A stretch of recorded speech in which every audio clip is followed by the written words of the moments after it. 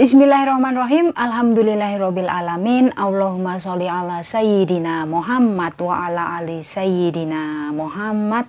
Assalamualaikum warahmatullahi wabarakatuh. Halo teman-teman, apa kabar semua? Mudah-mudahan teman-teman selalu dalam lindungan Allah Subhanahu wa taala. Amin. Alhamdulillah, di video kali ini saya akan membacakan komen ya dari teman kita. Oke, so di sini datangnya dari Mbak yang tanpa nama, dan mbaknya sudah berada di Singapura teman-teman ya. Di sini mbaknya tuh merasa kenapa toh gaji saya kok cuman segini, padahal kan saya kemarin bikin VT gajinya itu kan 600 sebenarnya. Dan di sini mbaknya tuh bilang seperti ini, Mbak, kenapa gajinya 550 dolar bukan 600 dolar? Oke, so pertanyaan yang kedua, ini mah Mbak gaji 550 dolar dan dapat kerjaan berat, majikan galak, nggak adil Mbak. Ya Allah. Ya, jadi di sini buat kalian semua yang bertanya-tanya nih ya. Padahal Mbak Ase kemarin bikin video katanya gaji untuk pemula yang masih fresh, yang masih awal pertama kali masuk ke Singapura katanya gaji 600. Kenapa saya gajinya 550? Di sini nih ya teman-teman, soal gaji itu tergantung dari majikan ya. Ada tuh Mbak ya, jangankan 600 Mbak. Kemarin saya itu ketemu langsung dengan Mbak pemula.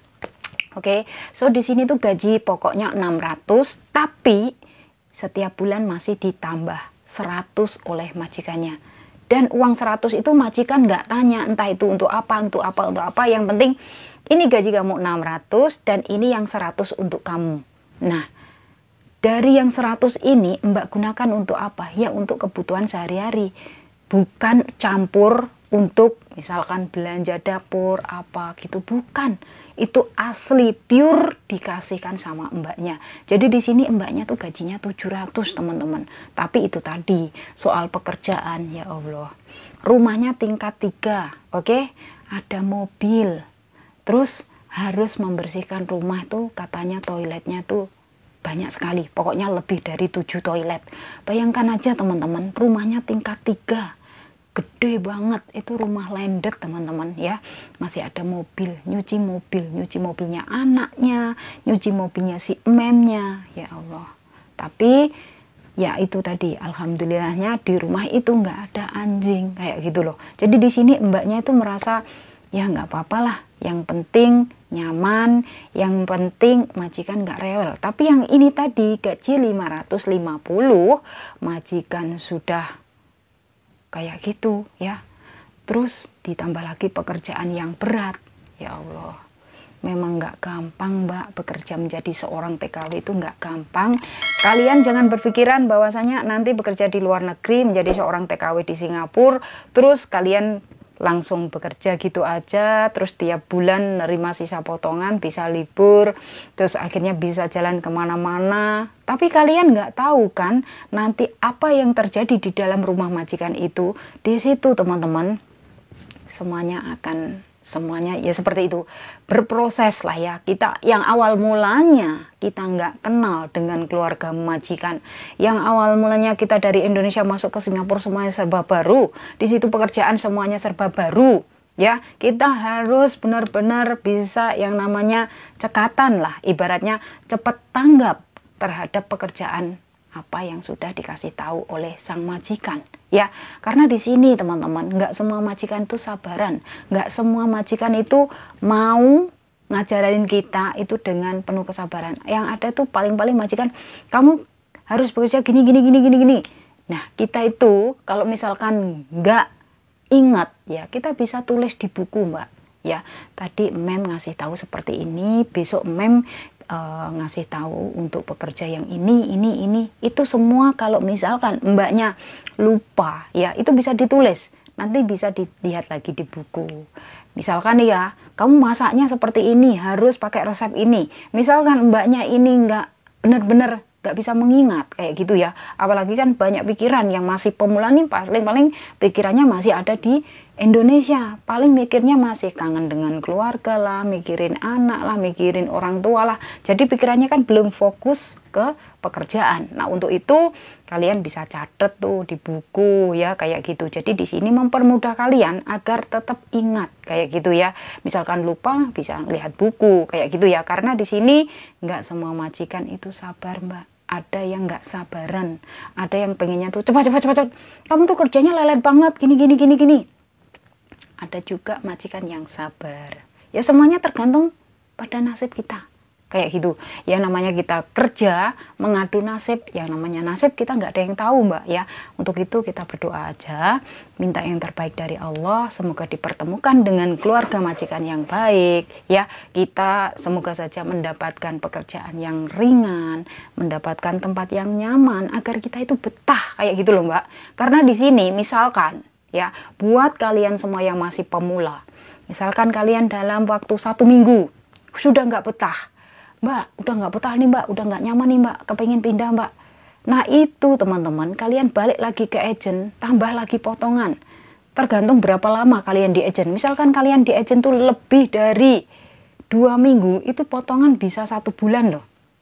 Seperti itu, kadang lebih dari 1 bulan. Misalkan gaji kalian cuma 600, itu bisa jadi dipotong 1.200 atau mungkin 1.300 dolar. Nah itu uangnya untuk apa Mbak? Yaitu tadi untuk katanya untuk inilah. Karena teman-teman di agent itu ya seperti itu tadi. Cari uang kayak gitu ya.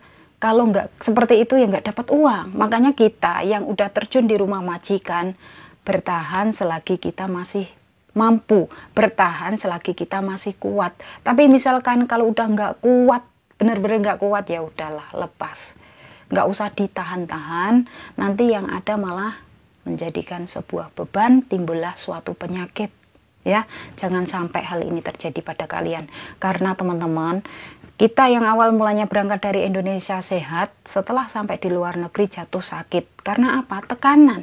Itu semua ada tekanan dari sang majikan, tekanan dari kerjaan. Ya, kita merasa kerjaan ini berat banget untuk kita.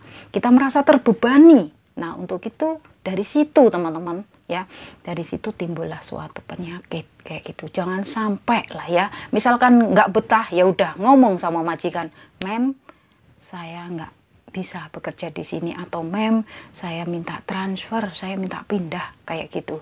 Jangan pernah memaksakan diri kalau misalkan kalian benar-benar nggak mampu ya. Sebuah pekerjaan itu harus misalkan kita nih teman-teman, saya nggak mampu mengerjakan tugas ini, terlalu berat pekerjaan ini, terlalu banyak pekerjaan ini, dan tidurnya juga lambat, jam istirahatnya selalu lelet-lelet kayak gitu. Kadang majikan tuh teman-teman jam 11, jam 12 baru makan malam tuh ada. Ya, terus nanti kita belum nyuci piringnya lah, terus kita belum bersih-bersih dapurnya, jam berapa kita tidur? Ada. Hal seperti ini di Singapura masih ada. Tapi sebenarnya ya teman-teman, kalau misalkan hal ini terjadi pada kalian, kalian tuh bisa yang namanya ngelapor ke MOM lah atau KBRI lah, bahwasanya jam istirahat kita itu harusnya ngikut peraturan yang ada di surat kontrak kerja. Kita harus istirahatnya 8 jam itu ya. Jadi dari sini buat kalian semuanya, misalkan kalian merasa tertekan atau nggak betah tinggal di rumah majikan, kalian nggak usah diam Mbak ya, nggak usah tinggal diam terus akhirnya timbullah suatu kalian merasa stres, merasa beban. Nanti yang rugi siapa Mbak? Kalian rugi, keluarga yang di Indonesia juga ikut rugi. Karena apa? Bahwasanya ya buat teman-teman yang kerja ke luar negeri sudah pasti kepingin sukses, dan itu adalah harapan dari keluarga kalian ya. Misalkan kalian di luar negeri mendapatkan masalah tapi kalian tidak berani untuk ngomong, tidak berani untuk speak up ya, kalian bakalan rugi besar Mbak ya. Jadi dari sini saya menyarankan ya buat teman-teman semuanya, misalkan ada masalah apapun di rumah majikan, tolong Mbak ngomong sama majikan. Yang pertama tuh ngomong sama majikan dengan jujur bahwasanya, Mem, saya di sini tidak betah kerja, atau mungkin dengan alasan apalah ya kayak gitu. Oke, jangan pernah memaksakan diri. Misalkan kalian benar-benar gak betah, gak usah dipaksakan, lepas ya. Anggap aja di situ bukan rezeki kalian, anggap aja ya saya nggak bisa bekerja di tempat seperti ini, terlalu berat job ini untuk saya harus ngomong sama Mem, entah itu nanti apa keputusannya, yang penting bismillah, yang penting doa, terus berdoa, minta sama Allah agar diberikan tempat yang lebih baik dari ini. Misalkan nih ya Mbak ya, saat interview oke, ya, tapi setelah masuk di rumah majikan, tiba-tiba majikan kalian tuh garang itu apa Mbak?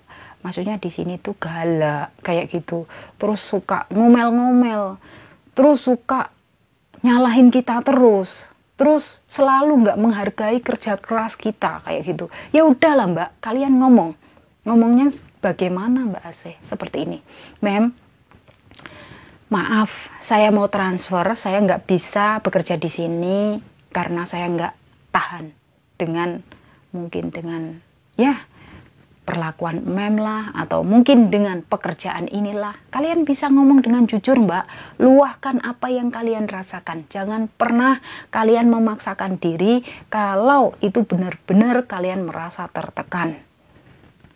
Oke, saya di sini benar-benar ngasih saran yang terbaik untuk kalian. Ya, kalian di sini misalkan bekerja di rumah majikan ini merasa nyaman, merasa happy, lanjut. Tapi misalkan kalian bekerja di rumah majikan ini, kalian tertekan, kalian merasa terbebani, mungkin dengan sikap dari majikan, mungkin dari pekerjaan, lepas Mbak. Itu saran dari saya ya. Jangan pernah memaksakan diri kalau kalian tidak mampu ya. Kasihan dengan keluarga yang ada di Indonesia Mbak ya. Ingatlah bahwasanya kita bekerja ke luar negeri ini hanya ingin mencari rezeki yang halal, mencari rezeki yang berkah. Terus kalau sudah finish kontrak ya akhirnya kita pulang ke Indonesia kok ya. Tapi ada juga yang nambah lagi. Semuanya tergantung pada diri masing-masing ya. Ada juga yang mungkin udahlah 2 tahun ini aja aku jadi TKW, aku nggak mau lagi bekerja menjadi seorang TKW. Ternyata benar-benar susah banget. Ternyata seperti ini perjuangan menjadi seorang TKW, benar-benar susah banget, selalu dikomplain, selalu salah, ya Allah, sampai kurus, sampai kering kayak gitu. Kenapa? Ya itu tadi, karena tekanan ya, tekanan dari majikan iya, tekanan soal pekerjaan iya, tiap hari itu kita itu mikir teman-teman ya. Menjadi seorang TKW itu tiap hari kita harus mikir apa Mbak? Mikir besok itu ngerjain apa, mikir besok itu harus ngapain kayak gitu. Jadi di sini tuh nggak gampang. Jangan dianggap jadi seorang TKW dengan gaji yang besar terus kita kerjanya enak-enakan, cuman nyapu, ngepel, ngosek WC, terus masak, shopping. Bukan seperti itu. Kita dihadapkan dengan pekerjaan yang benar-benar membuat kita menjadi tertekan. Itu apa? Kadang masak begini majikan masih nggak terima. Majikan masih kurang terima, katanya kamu tuh masak begini salah, kamu tuh potong buah begini salah. Ya Allah, padahal itu masalah kecil. Tapi ya itu tadi, karena dia merasa menjadi seorang bos, ya makanya itu tadi, berlagaknya seperti itu. Tapi ada juga ya, ada juga majikan tuh yang baik, ya udah nggak apa-apa, kamu motongnya seperti ini, kamu masaknya seperti ini, nggak apa-apa.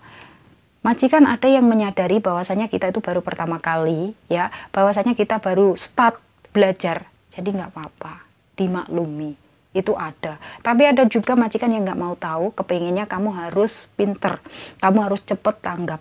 Nah kalau sudah dapat majikan yang seperti ini ya kita harus benar-benar terus mikir terus ya, majikanku ternyata orangnya pengennya seperti ini kayak gitu. Jadi dari sini ya buat teman-teman semuanya, misalkan ya kalian gajinya entah 550, entah itu 570, 580 bagi yang pemula ya, nggak sampai 600 ya. Jangan berkecil hati Mbak ya, ikutin prosesnya, ikutin alur cerita orang tuh masing-masing, rezeki orang tuh masing-masing, dan semua itu sudah ada yang ngatur ya. Insya Allah kalau Mbak bisa bersyukur ya, insya Allah rezeki itu akan berkah ya. Insya Allah nanti kalau Mbak mau tambah lagi kontrak, siapa tahu langsung dinaikkan 100, tergantung dari prioritas kita ya. Kita di sini harus rajin dalam bekerja, kita harus punya rasa tanggung jawab bahwasanya saat bekerja ya bekerja kayak gitu. Ibaratnya di saat majikan nggak di rumah ya kita harus bekerja, jangan enak-enakan, jangan rilek-rilek ya. Nanti kalau rumahnya nggak ada CCTV, tapi kalau rumahnya ada CCTV ya kayak gitu, kita kan akhirnya oh, jadi pembantu saya waktu di rumah seperti ini, kalau saya nggak ada di rumah. Nah, kita akhirnya bisa ketahuan kayak gitu. Kalau bisa mah, ya kita jadi orang yang disiplin, benar-benar disiplin. Saat bekerja ya bekerja, saatnya istirahat ya istirahat. Jadi kan ibaratnya kita bisa yang namanya menempatkan diri kita ya. Dari situ majikan insya Allah akan suka dengan kita. Insya Allah kalau kita tambah kontrak lagi, pasti kita akan naik gaji itu benar-benar lumayan. Oke teman-teman ya, semoga saja sharing dari saya hari ini bisa bermanfaat dan bisa memotivasi buat teman-teman semuanya. Pokoknya tetap semangat, bahwasanya rezeki ini semuanya sudah ada yang ngatur, tinggal kitanya aja yang harus perbanyak bersyukur. Insya Allah dengan perbanyak bersyukur kita akan dibukakan pintu-pintu rezeki dari segala arah. Oke teman-teman, dan saya akhiri sampai di sini. Akhir kata, wassalamualaikum warahmatullahi wabarakatuh. See you on my next video. Bye-bye.